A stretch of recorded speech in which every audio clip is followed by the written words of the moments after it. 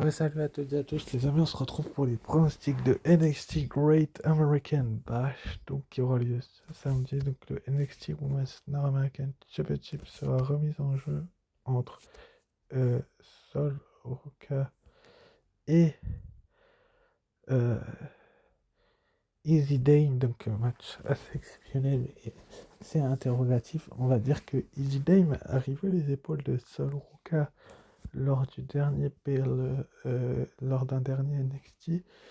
Pour tout simplement, je crois que c'était dans un match pareil où c'était Thea Hill et Sol Ruka contre Dixième et Tatum Paxley. On a vu également une intervention de The Killings Show et en confrontation avec AEW All In Texas. Très très mauvais choix de la part de la WWE. En tout cas, je trouve ça, et j'appuie là-dessus, assez honteux de la part de TKO, en tout cas de mettre NXT en porte-à-faux comme ça.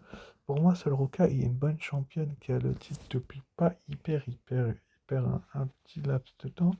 Mais je sais pas, j'ai l'impression que Sol Ruka est sur les devants de la scène depuis beaucoup trop longtemps et qu'il va falloir à un moment donné qu'elle passe le flambeau. Mais pour moi, Easy Day n'est peut-être pas la personne parfaite pour là-bas. Donc, je vais partir quand même sur une conservation du titre malgré ce petit accro du tombé de Isa Dame sur Solruka, de Solruka justement pour moi, qui va avoir également un match à évolution. Elle va avoir un week-end de fou. Solruka en champ et le samedi et le dimanche. Mais je pense que c'est elle qui l'a voulu, qui l'a accepté. Donc ça va être quand même. C'est exceptionnel que cette rencontre, elle promet d'être banger, mais pour moi, Solruka doit gagner ce match et va l'emporter, va conserver son titre de championne d'Amérique du Nord. Donc on va bien voir ce qui va se passer dans cette rencontre et après cette rencontre parce que je vois bien Zaria la trahir ou une douille comme ça, enfin ça va partir en sucette, fin bref. On aura ensuite donc également après une signature de contrat du match pour le championnat du monde de la TNA du côté de Slammiversary entre Trick Williams, Mike Santana et Joe Hendry. Vous savez très bien comment se passent les signatures de contrats en général. Aval, c'est mieux que quiconque, ou Santino, enfin je sais pas qui va orchestrer cette signature du contrat. On a l'impression qu'on a un Trick Williams quand même qui est vraiment sur les devants de la scène depuis ces dernières semaines, ces derniers jours, ces derniers mois, et il se retrouve face à Mike Santana et l'ancien champion Joe Hendry qui vont tout faire en fait pour amener le titre à la maison. J'ai l'impression qu'on a un Joe Hendry quand même qui a vraiment besoin de se relancer, de démontrer et de prouver tout ce qu'il vaut dans le ring. Donc on va bien voir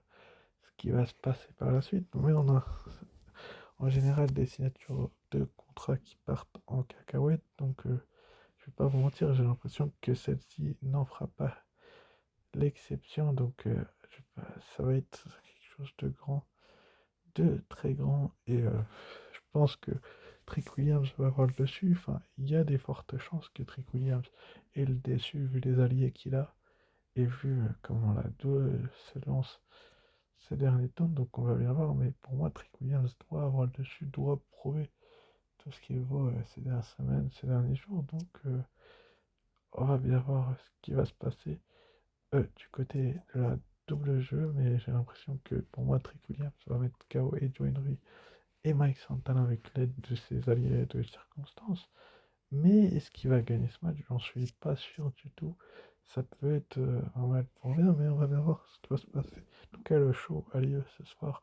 Ce sera en même temps que je serai à la PC, donc je le vivrai en différé. Et je vous ferai une analyse, bien évidemment, comme je le fais avec en général tous les previews, que ce soit TNA ou WWE, donc, enfin NXT ou WWE, enfin bref, on verra bien ce qui se passera. Ensuite, après, donc, on aura Ricky Sayes pour le titre de champion d'Amérique du Centre ou Willie Bates dans un Falls Count Anywhere match contre Earl Ego et Ethan Page. Superbe, super belle affiche. Encore une fois, là aussi, on a du lourd. On a eu Ethan Page qui est revenu et qui a démontré tout ce qu'il valait du côté de la double jeu. Mais en tout cas, on a eu vraiment une rencontre hors du commun qui valait le détour. Donc j'ai l'impression qu'on a une double jeu qui sait quoi faire. Là, on a un Really Pain sur Ricky States qui revient, qui veut tout faire pour récupérer son titre de champion d'Amérique du Nord, mais je suis pas certain personnellement que ça lui sourit, c'est qu'il y parvienne, quoi. C'est-à-dire qu'il peut y parvenir, mais ça paraît quand même assez compliqué de le côté de la 2 de faire en sorte de faire gagner Saints, sachant tout ce qui se passe du côté de la 2, de l'autre côté, donc on va bien voir ce qu'ils vont faire. Mais quand même, ça promet une sacrée opposition de style, et ça va être lourd et très très bon, donc tout ce que je souhaite, c'est que Ethan Page conserve son titre, et je pense que c'est ce qui va se passer, vu les alliés qu'il a lui aussi également, un petit peu comme Trick Williams du côté de NXT les dernières semaines, avec les hommes que Ricky Saints a dû battre du côté du dernier NXT. Donc pour moi, ils vont intervenir et ils vont aider donc All Ego Ethan Page à garder son titre euh, de champion d'Amérique du Nord, et c'est peut-être mieux comme ça. C'est un mal pour un bien pour All Ego Ethan Page, qui aura juste qu'à se reconstruire, et pourquoi pas aller chercher plus haut un autre titre, une autre couleur. Ça peut être une probabilité, une possibilité aussi. On va bien voir ce que la WWE va faire avec lui, mais en tout cas, pour moi, Ethan Page est un très bien champion d'Amérique du Nord pour le moment. Et si tu lui enlèves le titre, c'est que tu ne le fais pas vraiment confiance. Enfin bref, c'est mon pronostic. Ensuite, après, donc, on a le tag team match, Fallon Henley et Jessie Jane, la championne NXT, face à Blake Monroe et Jordynne Grace. Pour le premier match de Blake Monroe, je la vois pas perdre. Enfin, c'est pas que j'aime pas Jessie Jane, c'est que je sais très bien que Fallon Henley va prendre le pin, pardon, et que c'est Blake Monroe qui va remporter le match pour son équipe, parce que Blake Monroe, tout simplement, c'est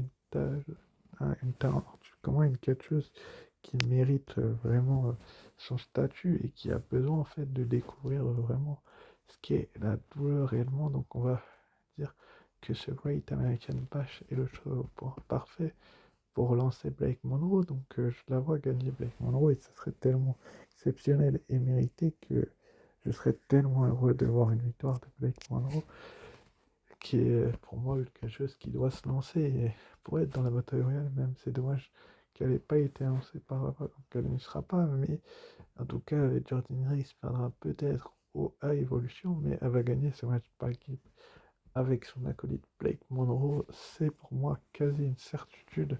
J'ai du mal à voir Fallon Henley pas prendre le pin, parce que Jessie Jane est championne NXT, qui vont vouloir forcément la protéger. Donc pour moi, ça va être une victoire de, de Blake Monroe et Jordynne Grace face à Madame Jessie Jane et Fallon Henley. Mais en tout cas, ça promet des étincelles ce match, et ça va être très très lourd. Et si Blake Monroe prouve que les valeurs qu'il a dans le ring, pourquoi pas avoir plus gros, enfin une autre opportunité plus grande. Enfin, je sais pas si vous voyez où je veux en venir, mais en tout cas, ce match par équipe, il ne faudra pas le rater. Ce sera demain à 21h du côté du NXT Great American Bash. Pour ceux qui souhaitent le suivre en live, personnellement, ça ne sera pas mon cas, mais c'est quand même mon pronostic. Enfin, dans le main event, on aura donc Obafemi, le champion NXT, qui remet son titre en jeu contre Yoshiki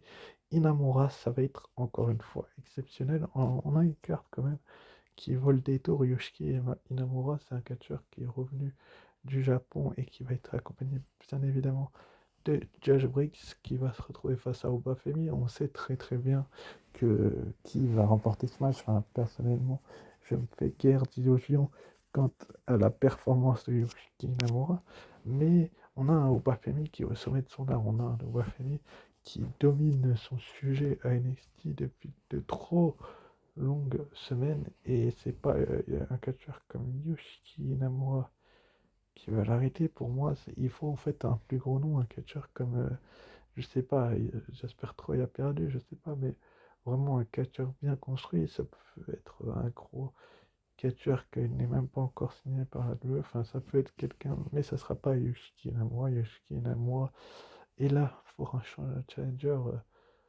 de, de, de transition, ou je sais pas trop quoi, mais en tout cas, il sera pas là pour gagner. Il va se prendre une belle journée. Enfin, il va être mis en très grande difficulté. Il va se prendre le powerbomb de la finition, donc la prise de finition de Wafemi, et Obafemi va conserver son titre. Enfin bref, voilà, c'était en tout cas.